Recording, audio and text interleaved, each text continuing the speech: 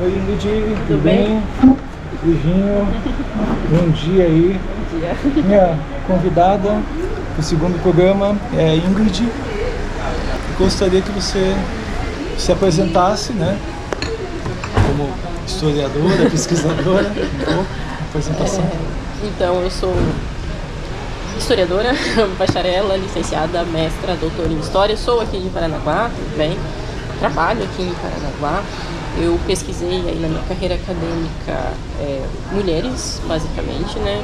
Então, mulheres no mundo antigo, né? Uma coisa bem específica, vendo o que essas mulheres sentiam, o que elas viviam, quais eram as emoções que elas tinham em relação à família, quais foram os mecanismos que elas usaram para tentar fazer valer os seus direitos. Então, estudei um pouco disso tudo, digamos assim, né? E não só quando eu falo, estudei mulheres da antiguidade, no mundo antigo, mas a gente também acaba tendo essas leituras muito teóricas sobre mulheres no geral, né? Sobre a história das mulheres como um todo, assim, a história das mulheres, estudos de gênero. Então, a minha especialidade é muito ligada a isso, assim, né? Então, como historiadora, é isso que eu faço, é isso que eu gosto de fazer também. Pegando esse gancho já da questão de você ter estudado as mulheres, eu te pergunto por que estudar as mulheres, né, tanto no geral, e qual que é o papel da sociedade, né, o papel de, assim, já que hoje a gente vê um aumento, né, o papel de protagonista na sociedade atual, né, das mulheres, elas estão tipo, ocupando novos postos, novos espaços. Acho que agora há pouco a gente estava conversando até a questão da representatividade, né? Sim. Na música, na arte. O que você analisa, assim? Eu acho que primeiro a gente tem uma frase que eu gosto, né, que assim, a gente tem que estudar a história das mulheres, porque as mulheres têm uma história para ser contada, né? Então acho que esse é o primeiro ponto, né? Isso vai acontecer muito por discussões teóricas, epistemológicas e tudo mais.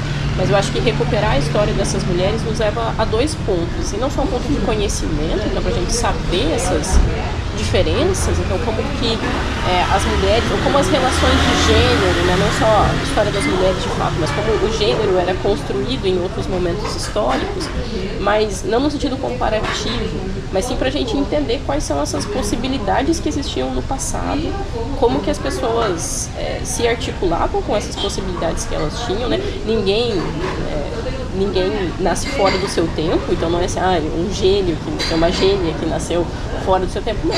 São as nossas condições materiais que proporcionam as nossas ações. Eu acho entender e principalmente conhecer isso, né? Porque na média, né, a gente vai ter aí essas discussões de mudança nos últimos 40 anos, talvez, né? 40, 50 anos, mas que isso demora muito para chegar, por exemplo, nos currículos educacionais, né? Então a gente tem, tudo bem, na historiografia desde a década de 60, de 70, a gente está falando de história das mulheres. O quanto tem disso, sei lá, na BNCC, entendeu? Então, essa construção é nova, então, assim, historicamente falando, tipo... De campos? De campos, sim. Sim, é uma construção bem nova. A gente pensa aí...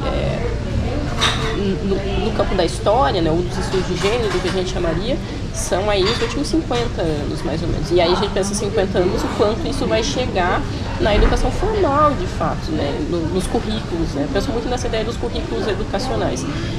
Como isso chega, né? Se chega, como isso chega, né? Como que a gente consegue, de fato, debater tudo isso, né? Então, essas discussões sobre quem são as mulheres, e aí saindo também um pouco da ideia de que, assim, eu vou estudar uma mulher porque ela é importante, porque ela era uma rainha. Não, a gente quer conhecer a vida dessas mulheres mais subalternas mesmo, o que elas faziam, o que elas consumiam, como que elas circulavam nas cidades, né? Tem muito isso, esse negócio, as mulheres estavam restritas ao lar. Sim, uma parte das mulheres de fato estava restrita ao lar, a outra parte das mulheres era trabalhadora, né? Mesmo no mundo romano. Então, quem são elas? Exatamente. Então, mesmo na antiguidade, né, que você vai ter uma restrição à presença pública das mulheres, mas muitas mulheres não eram ricas, né, não eram de uma elite necessariamente, e nisso elas estavam circulando na cidade, andando para um monte de lugar. Você vai ter os lupanares, né, os meretrícios também da antiguidade. Então, que mulher a gente está falando? Eu acho que esse é o ponto.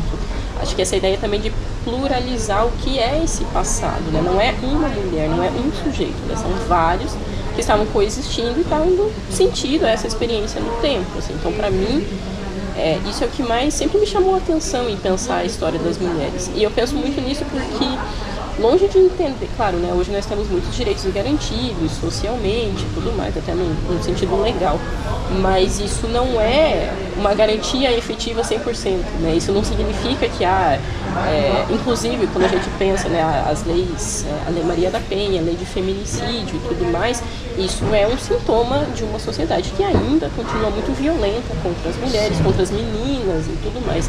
Então eu acho que entender esse passado não é para falar assim, olha como nós somos evoluídos, chegamos, né, temos lei para que você não pode, aí falando que você não pode bater na sua mulher, na sua esposa, né? Pelo contrário, é entender quais são essas nuances. A evidência de que não, nós temos um problema.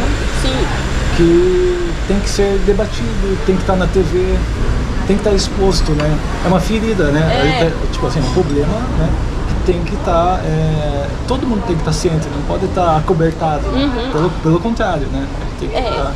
E tem que, eu acho que entender essas coisas do passado, assim, né, como que essas mulheres, e até mesmo essas estratégias que as mulheres tinham, assim, então, sei lá, como que elas usavam a legislação, e também, eu acho que a gente tem uma ideia muito fechada, sabe? As mulheres, elas eram oprimidas a história inteira, aí chegou o século XVIII, o século XIX, o século XX, as mulheres foram libertadas, então agora elas têm direitos plenos, então tecnicamente sim, mas na verdade não, né? A gente sabe que essa ideia de direitos plenos é muito problemática por si só, né? Inclusive não só na nossa sociedade, mas em outras sociedades. Existem, tem um livro da Judith Butler, né, que ela fala, né, tem vidas que são mais passíveis de luto do que outras, né? Então tem mulheres que se morrerem ninguém liga, né? Tem mulheres, por exemplo, em Gaza, se as mulheres morrerem lá, ninguém liga para essas mulheres.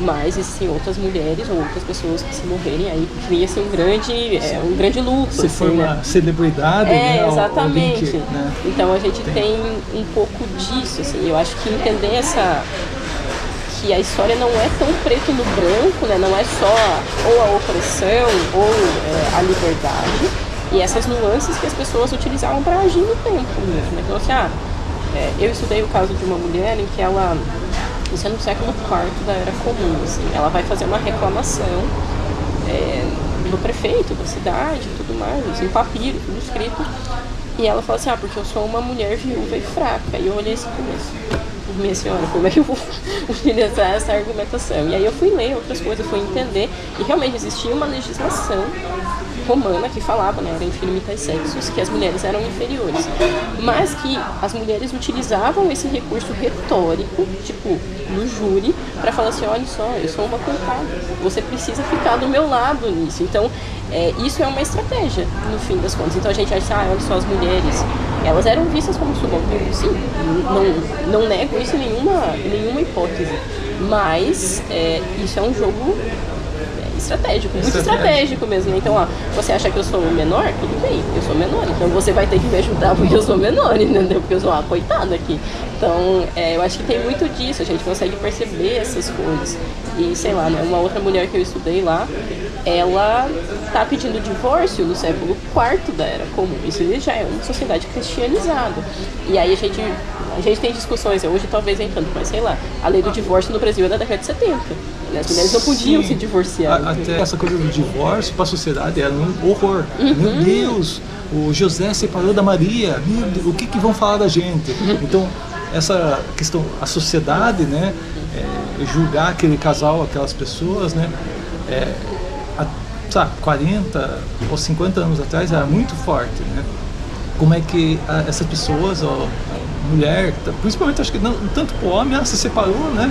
Mas agora para a mulher eu acho que é mais complicado. O estigma social. O estigma social é muito mais complicado do que até hoje em dia. E eu acho que a história nos ajuda a entender que essas coisas são socialmente construídas. Então eu acho que a história nos ajuda a compreender que não há naturalidade nesse comportamento, e se não há naturalidade a gente pode desconstruir. A gente pode pensar em outras alternativas de vida. Assim, para mim a história é isso, né? É observar como a gente pode ter outras chances de pensar a nossa própria vida, a nossa própria experiência no tempo. Falando em questão do tempo, né? Aproveitar aqui para perguntar de como nós conseguimos encontrar essas mulheres nas fontes históricas, né? Sabendo dessa desigualdade social, desigualdade até histórica, né? Porque normalmente quando eu vou comentar assim, Egito Antigo, você vê muito a história escrita pelos, vou falar, pelos reis, né? Tipo, por toda a dinastia, e de repente não tem uma história contada pelas mulheres. E daí dentro disso, eu pergunto, né, quem que escreve a história da mulher, né? Eu acho que tem uma coisa nisso tudo que é a própria formação da história enquanto uma disciplina científica, que é uma coisa do século XIX, cientificação, parará, e que vai se tentar escrever uma história só dos homens, né? Então, quando a história se torna uma ciência, de fato, então tem que ser uma coisa séria, política, e aí você vai colocar um monte de homem. Só que eu acho que isso é uma das questões também que vem com a história das mulheres, com o estudo de gênero, é essa ideia de que a gente consegue recuperar muitas coisas que as mulheres escreveram, mas que estão meio apagadas, deixadas de lado, ou que essa questão da escrita feminina não é colocada como principal quando ela é.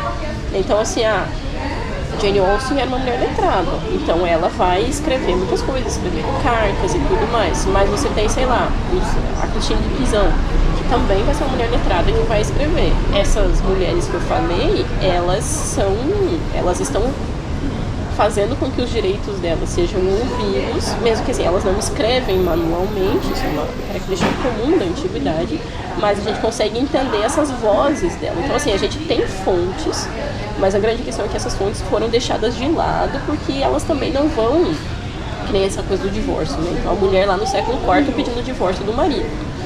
Poxa, divórcio é uma coisa feia, ninguém quer se divorciar. Sim. E aí, esse é um papiro que foi descoberto, sei lá, no século XIX, no final do século XIX, pelos ingleses. Na Inglaterra vitoriana você não podia se divorciar. Então, esse papiro fala de divórcio, deixa lá no fundo da gaveta, né? Deixa lá num outro lugar. Eu acho que é um pouco, existem fontes diretas, então a gente tem escrita de mulheres no mundo antigo, no mundo das mais conhecidas, igual a Safo, né, principalmente a Safo, né, que é uma poeta. Até a gente consegue entender muito sobre o que era a vida das mulheres a partir dos escritos dos homens, então o que era o comportamento esperado dessas mulheres e tudo mais. E é claro, né, a gente sempre faz essa piada, né, que se tem lei tem história, né? Então, se tem muita coisa escrita sobre mulheres, assim, falando, esse comportamento horrível, não sei o quê, uma parte é um exagero, mas uma parte não é, né? Tipo assim, então as mulheres faziam muitas coisas mesmo, né? Além disso, no caso de Roma específico, que eu acabei estudando mais, assim, a gente tem os grafites, então as mulheres grafitavam, né? O grafite era uma prática bem comum entre os romanos, então as mulheres também grafitavam as paredes que a gente tem, e essa é também se apropriar dessas outras fontes que são produzidas por homens, mas que a gente consegue entender o gênero a partir delas, assim, então, que nem eu falei, assim, um texto do Juvenal, que é um poeta romano, assim, né? Falando mal das mulheres, falando mal das mulheres até não querer mais. Então, assim, qual que é essa relação com as mulheres? O que se espera do comportamento dessas mulheres? Por que ele está falando que essas mulheres não são honradas e as mulheres lá do início de Roma são honradas? Então, acho que a gente consegue perceber também nisso, nesses outros escritos, né? Vai ter muita coisa.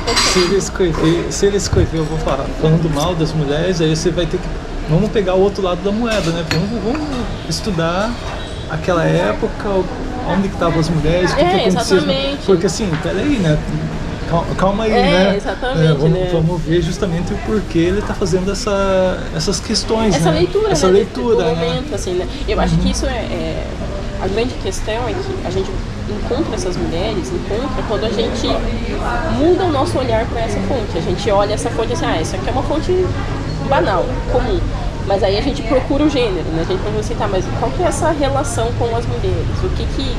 Como essas mulheres estão sendo descritas? Por que esse comportamento é correto ou não é correto? Então, até mesmo a própria legislação, né? A legislação romana que é feita, compilada por homens, né? Mais tarde, até no Domiciano, no Justiniano, você vai ter várias leis que falam de mulheres. Então, isso é uma percepção social de quem são essas mulheres. E isso a gente consegue entender, né, o que elas estavam produzindo. Então, mas também tem os grafites, tem os papiros, né? Eu estudei cartas e papiros, então essas mulheres também escreviam, falando, reclamando, assim, é incrível, assim. E aí porque a gente tem essa ideia, né, as mulheres estavam lá pacatas, submissas, elas não estavam produzindo. E aí você pega... Você encontra que, sim, elas estavam produzindo. Estavam fazendo, estavam reclamando, estavam... Eu trabalhei com cartas familiares, na verdade. Você tem algum exemplo, assim, do que você encontrou? Tem o meu favorito, que se chama o Arquivo de Paniscos e Plutogênio, que é um casal. Ele provavelmente era um soldado, né? E ele tá em um lugar, manda uma carta para a esposa, que é a Plutogênia, falando assim, eu quero que você mande, venha, né? Traga os meus coisas de batalha, né? O escudo, não sei o que lá, um monte de coisa, e ela não responde. Ela deliberadamente não responde. Por que a gente sabe disso? Porque tem uma outra carta. E ele manda assim, já é a segunda vez que eu te escrevo e você não me responde. Se você não quiser vir, ninguém está te obrigando. Isso aí ele falando pra ela. E aí, né, falar, mas traga isso, traga aquilo, não sei o que, né, tome cuidado, cuide da minha filha, da nossa filha, né, E aí ela não responde também, essa mulher não responde, ela não queria responder a carta do marido, o que já é, né, o silêncio já diz muita coisa também. Lembrando, né, que antigamente, na antiguidade, a comunicação era feita por cartas. Por cartas, né. E o processo, acredito que cartas também era mais longo, né, não é igual ao WhatsApp hoje em dia. Mandei a mensagem, a pessoa recebeu instantâneo, né? Era a questão de escrever a carta, mandar a carta, né? Até a outra pessoa receber podia levar 1 mês, 2 meses, então existe um tempo e ela não respondeu. E aí na terceira carta, e aí o que acontece, né?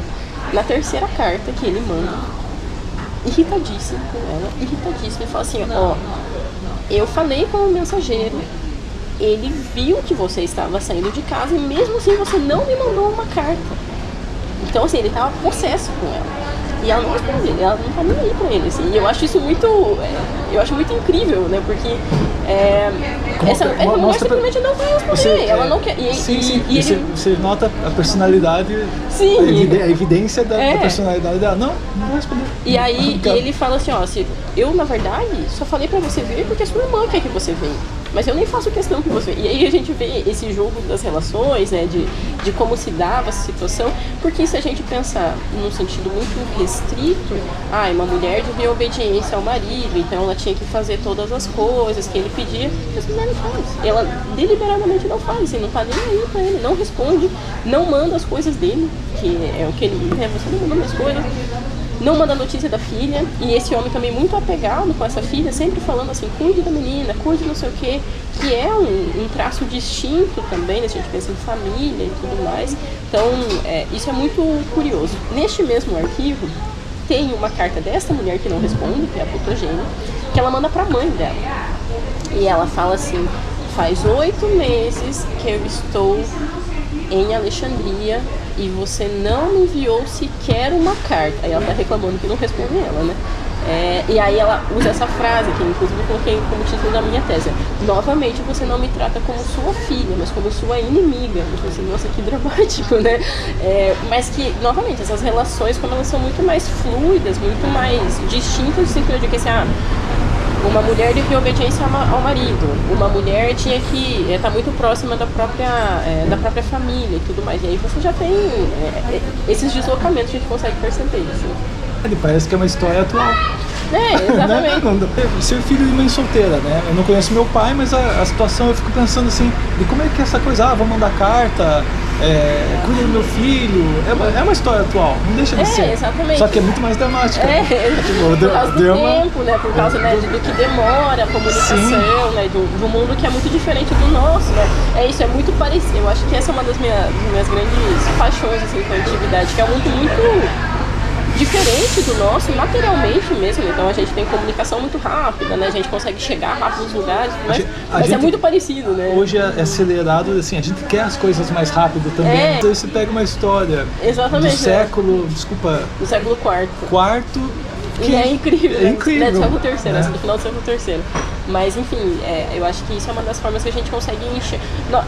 Isso inclusive é uma sessão que eu coloquei na minha tese, né, que é esse som do silêncio, né? Não responder é uma resposta deliberada. É uma resposta. O silêncio é uma resposta. O silêncio é uma certeza. grande resposta. Nesse caso em especial, em que ele é muito enfático, né? E não, você precisa me responder, por que você não quer me responder? Então eu acho que é isso, assim, né? A gente consegue enxergar essas nuances, a gente tem que calibrar o nosso olhar, assim, então como é que a gente observa um gênero sendo construído, até mesmo no silêncio, né? O que esse silêncio quer dizer? Então é um pouco nesse sentido que eu acho que a gente consegue ver essas mulheres nas fontes históricas, e aí hoje, né, eu diria que, sei lá, nos últimos, não só nos últimos 50 anos, mas talvez, né, por causa também dessas discussões, aí, dos movimentos feministas que a gente tem, as mulheres elas vão ter um papel que vai se modificar na sociedade, e aí a gente vai ter essas mulheres que vão ter grande alcance, mas muito ligados à arte, né? Eu acho que esse é o grande ponto, né? Muitas mulheres ligadas à arte, não também a ciência, mas eu diria que menos proporcionalmente, a gente vai ter grandes artistas, mulheres e tudo mais, e que vão despontar, digamos assim. Eu vou comentar, tipo, Frida Kahlo, a Clarice Lispector, assim, querendo ou não, a pintura ou a escrita, né, por uma poesia, um conto, né, revela uma dinâmica, sim, revela uma realidade, né, que elas, né, vivem, né. Com certeza. E toda a ideia, né, da própria, a gente fala, né, da crítica literária feminista, né, então como que a própria literatura vai ser construída pensando todas essas discussões de gênero que estão imbuídas na forma que a gente escreve, né, na forma que você produz arte também. Então acho que isso é uma coisa distinta e que a gente consegue perceber essas nuances, né? A gente fala as nuances do gênero em todas as coisas que a gente produz, assim, na nossa arte, na nossa forma de se situar no mundo, né? Então acho que é mais ou menos isso, assim. Ainda existe caça às bruxas? Dentro disso, né, a gente pode pensar, né, a questão de desigualdade profissional, a questão da violência doméstica, né, feminicídio, né, que aparece a cada dia. Se liga a TV, tá lá, né, uma situação que ou a mulher matou o marido, ou o marido matou a mulher, que é o que mais acontece, na verdade. Na atualidade, eu coloquei ainda existe caça às bruxas porque, né, você entende essa visão ainda da sociedade, né, de estigma da mulher, né, da louca, sabe, de sempre pejorativo. E eu acho que, assim, é só pra mulher, pro homem não. Então, eu pergunto ainda pra você. Se a gente pensar que o Tribunal do Santo Ofício, né, que é a Inquisição, né, que eles estavam buscando acabar com esses dissidentes, né, com essa dissidência do que eles consideravam a igreja correta, né? Não foi só contra as mulheres, mas foi principalmente contra qualquer desvio da cristandade, né? Então a gente vai ter várias formas de inquisição, né, digamos assim. Mas se a gente pensa que hoje, que nem eu falei, assim, nós temos direitos legais garantidos, então igualdade segundo a Constituição, enfim, qualquer coisa do tipo, mas que socialmente ainda existe uma questão muito forte em relação ao feminino. A gente tem, na minha percepção, né, uma volta não, né, a volta dos que nunca foram embora, mas essa força desses movimentos masculinistas de violência, né, que são nominalmente contra mulheres, mas aí utilizam vários nomes para isso, para não cair numa misoginia explícita, né? Isso me parece um sintoma do quanto, por um lado, a gente teve uma mudança no comportamento das mulheres nos últimos anos, então uma ideia de que elas se reconhecem enquanto sujeitos, que a sociedade é desigual, que ela vai continuar, né, que a gente tem que se posicionar politicamente, socialmente, enquanto, né, sujeito e tudo mais, e aí de novas liberdades mesmo, né? Então as mulheres nos últimos anos têm, eu acredito nisso, acima de tudo, elas têm buscado outras formas de vida, né? Então não estão ligadas a esses estereótipos de gênero, então assim, tem que usar roupa assim, tem que usar roupa assada, para ser mulher tem que ter filho, tem que casar com homem, né? Então eu sinto que a gente tem um deslocamento disso por um lado, só que isso vem, a galera vem contra isso muito forte. Então assim, né, hoje a gente tem esses movimentos, por exemplo, né, de trad wife, né, de esposa tradicional, que você tem que ser uma esposa dos anos 60, ficar em casa, fazendo comidinha pro seu marido, enquanto ele ganha o salário do mês e tudo mais. Enquanto a gente ainda tiver esse tipo de posicionamento, que infelizmente ainda é vendido com uma certa forma de liberdade, eu estou escolhendo ser assim, a gente sabe, escolha é uma coisa extremamente subjetiva na sociedade contemporânea. Isso não é me parece assim, talvez uma caça às bruxas, mas principalmente um grilhão que está segurando uma emancipação de fato dessas mulheres. Então, assim, qual que é o desejo de fato, entendeu? Assim, isso existe uma certa caça às bruxas. Eu acredito que ela não é institucionalizada, óbvio que não é, né? Não é o Tribunal do Santo Ofício, como era, né, durante o final do medievo, a Era Moderna, mas ela é principalmente social, nesse sentido assim, as pessoas não querem, como se elas tivessem que seguir esses padrões comportamentais, e que isso vai, se a gente pensar nas violências que as mulheres sofrem, mas a gente vai fazendo os nossos recortes, né, que as mulheres negras sofrem, que as mulheres lésbicas, né? Então o quanto isso ainda existe, né? Todas essas questões sociais, como elas ainda influenciam principalmente o comportamento dessas mulheres, como elas se situam no mundo, como que elas experimentam o mundo. Então, assim, não sai sozinha, né? Porque tem medo, não sai... A dinâmica deve ser totalmente diferente, né? Exatamente. Sim. Então, eu acho que se a gente pensa assim, existe uma certa forma uma forma não institucionalizada, mas que é social e principalmente cultural, assim, né? A ideia de que você é uma mulher, você tem que casar, você tem que ter filhos, você tem que performar um tipo de feminilidade para que você seja de fato uma mulher, sim, entendeu? Corte de cabelo, roupa, exatamente, aí que é o lance estético, né? Mas assim, ao mesmo tempo é uma representação do que a pessoa é, né? Tipo... E aí, que você tem que se casar com um homem, né? Então também a força da heteronormatividade nisso tudo, assim, e a heteronormatividade tem essa questão, né? Porque não é só se relacionar, é casar, é constituir família, é ter filhos, né? É o combo, né? Não é só uma coisa, né? São todas as coisas.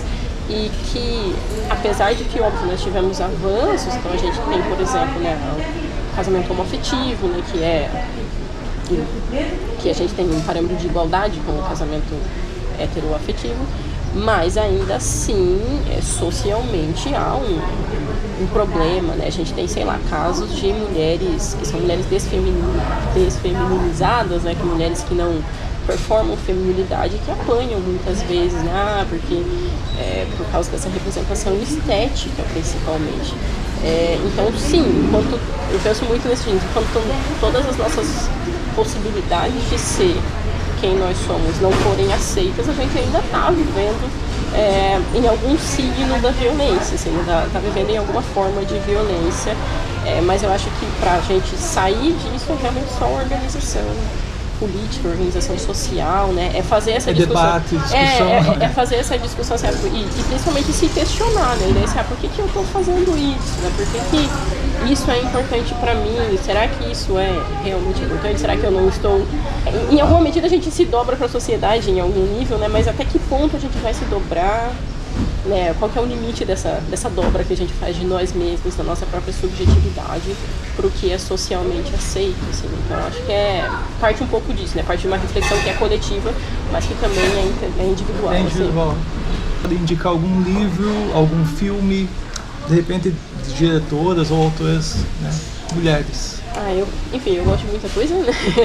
Eu li, por último, né, o último livro que eu li foi o livro da Fatou Diome, que é uma escritora senegalesa, se eu não me engano, e que ela fala sobre essa experiência de ser uma mulher negra que vai para a França, né, e aí vive nesses dois mundos, a França e o continente africano, enfim, e é uma escrita muito carregada, assim, né, dessas emoções e tudo mais. Então acho que eu li O Ventre do Atlântico, que traz, assim, uma experiência interessante para a gente sair do nosso lugar de conforto também, para entender essas outras dinâmicas sociais.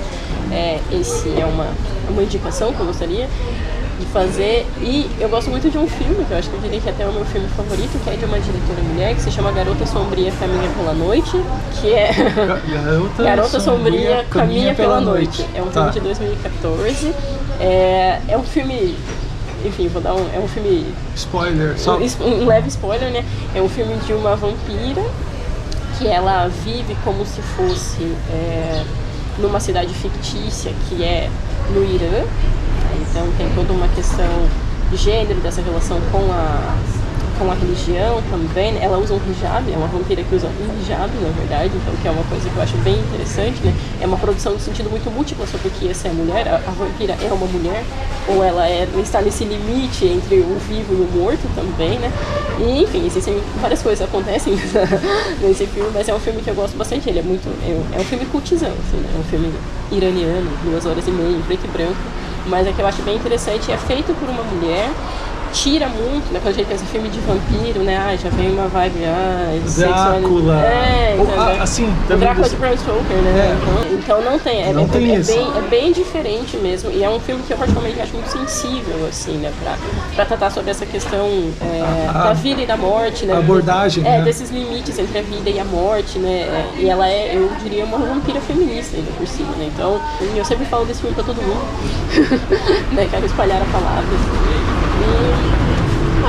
A gente tava comentando antes, né, sobre o que eu tenho ouvido de música com mulheres, assim, né, eu acho que o Escrota, que é essa banda brasileira, que é majoritariamente, né, tem só um cara na banda, mas que são as meninas que cantam, me impactou bastante, assim, né, no show que a gente assistiu, então eu falei assim, todo mundo devia ouvir Escrota também, pra entender algumas dinâmicas até mesmo do underground, assim, com o gênero, né, eu que desde muito, muito cedo compartilho esse espaço, a gente sabe que não é um espaço necessariamente aberto para as mulheres, assim, né? É um espaço meio misógino, meio não, né? É um espaço bastante, completamente misógino, assim. Então eu acho que é bem interessante também a gente ouvir mulheres, né? Ver... Dá espaço também. Comprar um merch, assim, né? Das comprar um merch, dar espaço, entendeu? ouvir, espalhar, né? Exatamente. Então eu estou aqui espalhando a palavra do Escrota também. Abrir o show do Suicide foi muito legal. E é isso, assim, acho que essas são as minhas indicações. Ingrid, mais uma vez, obrigado, tá? Eu vou colocar as informações dela ali, tá? Pessoal, obrigado aí e até a próxima, tá? Tchauzinho, tá? Esse ano eu comecei a fazer yoga. Tá, me conta aí, como é que foi a questão da yoga, então? Foi uma experiência bem legal ter começado a fazer, porque, enfim, parece que a gente chega numa idade, principalmente quando você é mulher, né, porque você tem um prazo de validade estético, né, enfim. E aí que a gente não consegue fazer mais nada novo, porque você já tá velho demais pra isso, né. Então eu falei, vou começar a fazer yoga, porque eu achava legal, assim, tinha esse interesse. E aí surgiu a oportunidade de fazer, né, perto de casa, e eu comecei a fazer. Então, no começo difícil, né, um pouco receosa, tipo, nossa, vou ser meio ridícula, vou cair e tudo mais, né, por causa desse receio que a gente tem de aprender alguma coisa nova e aí acabar tendo que errar, né, nesse processo. Mas minha instrutora, né, a Grace, ela sempre falava uma coisa que ressoou pra mim, não só na yoga, mas pro resto da minha vida, né, que é assim... Você tá lá na postura, né? Você caiu, né? Você não conseguiu manter a postura, remonte a postura. E eu acho que isso é uma coisa que eu levei pra vida, assim, né? A gente tá lá fazendo alguma coisa, que é a nossa postura da yoga na vida, né? E não dá certo, e a gente cai, o que a gente tem que fazer é remontar a postura, né? Então, caiu, remonte a sua postura.